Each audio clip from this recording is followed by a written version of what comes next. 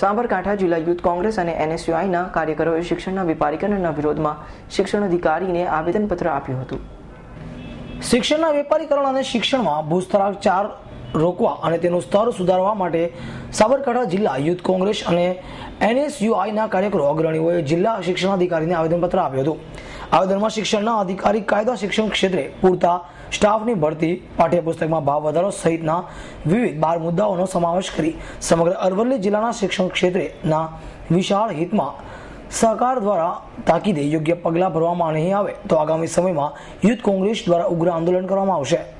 અરવલ્લી ખાતે આજે જિલ્લા શિક્ષણાધિકારીની ઓફિસે અમે જિલ્લા શિક્ષણાધિકારીને આવેદનપત્ર આપ્યું છે। એમાં ખાસ કરીને જે અત્યારે RT શિક્ષણ અધિકારનો કાયદો છે એનો પૂરેપૂરો અમલ નથી થતો અને જે 10-12નું રિઝલ્ટ આવ્યું છે એમાં 10-12ની જે સ્કૂલો ટ્રાઇબલની છે SC/ST વિસ્તારોમાં જેમાં શિક્ષકોની ભરતી બિલકુલ છેલ્લા ઘણા સમયથી થતી નથી એટલે રિઝલ્ટ નથી મળતું, જેના હિસાબે આ રિઝલ્ટ આપણે જોઈએ છીએ।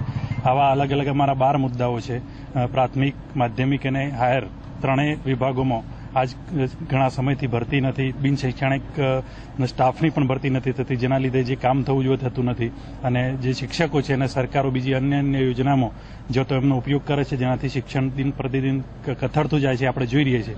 એટલે અમારો સખત યુવક કોંગ્રેસ અને જિલ્લા NSUIનો આજે એક વિરોધ હતો અને જિલ્લા શિક્ષણાધિકારીને અમે એક મેસેજ મોકલાવી, એક આવેદનપત્ર આપ્યું છે અને જે શિષ્યવૃત્તિની પણ વાત છે કે જે મળવી જોઈએ અત્યારે એ બિલકુલ મળતી નથી, એની અમારી માંગણી છે કે એને ડબલ કરી અને સરકાર થોડા ઓછા કાગળોનો પેલે કરીને જલ્દી શિષ્યવૃત્તિ છોકરાને મળે જેથી એનું શિક્ષણ સુધરે। એટલે આજે અમે સ્થાનિક ધારાસભ્ય માન્ય રાજુભાઈ સાહેબ અને વિરોધ પક્ષના નેતા માન્ય અરુણભાઈ સાહેબ અને ખાસા મોટી સંખ્યામાં મહિલાઓ સાથે અમે જિલ્લા શિક્ષણાધિકારીને આજે આવેદનપત્ર આપ્યું છે અને અમારો જે અવાજ છે એ સરકાર સુધી પહોંચાડે અને છોકરાઓના હિતનું ધ્યાન રાખે। Alpesh Rathod, S9 news, Aravalli.